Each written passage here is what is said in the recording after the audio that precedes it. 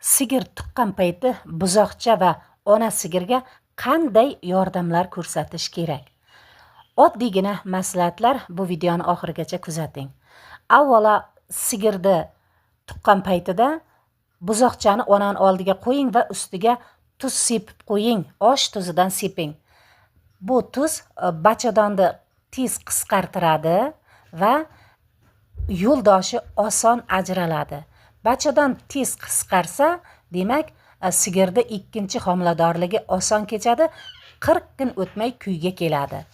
Buzoqchani ona sigir yalayotgan paytida siz buzoqchani burni, og'zi, qulog'iga puflaysiz, parda yopib qolishi mumkin va bosh barmog'ingizni yo bo'lmasa biron barmog'ingizni buzoqchani og'ziga tiqib tursangiz, buzoqcha 1 soat ichida dam oladi. Tez emizish kerak degan fikrga bormang. Buzoqchani tug'ilgandan keyin 1 kun ham och turishi mumkin. Onani ichida ovqatlanib tushadi bular. 1 soat, 1,5 soatda o'zi turib kelib onani emadi. Siz faqat emishni o'rgatish uchun barmog'ingizni emizdirib turing.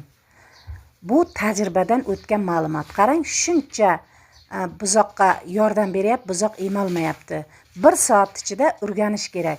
Tug'ilgandan barmog'ingizni og'ziga tiqib qo'ying, onasi yalab o'zi tozalaydi.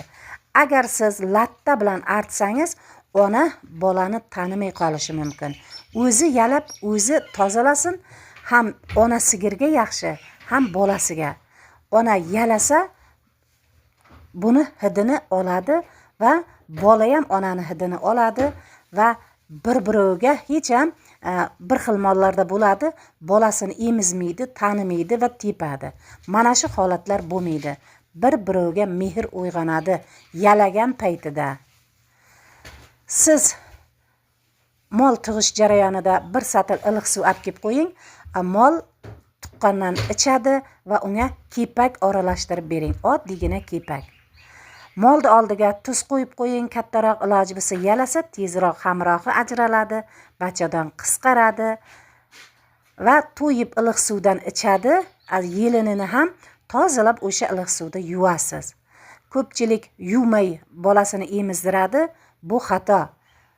Buzog'i keyin ichketdi kasalligiga chalinadi. Sababi sut orqali chang va har xil mikroblar buzoqni oshqozoniga borib tushadi va sutni bijg'itib buzoq ichketdi kasalligiga chalinadi. Mol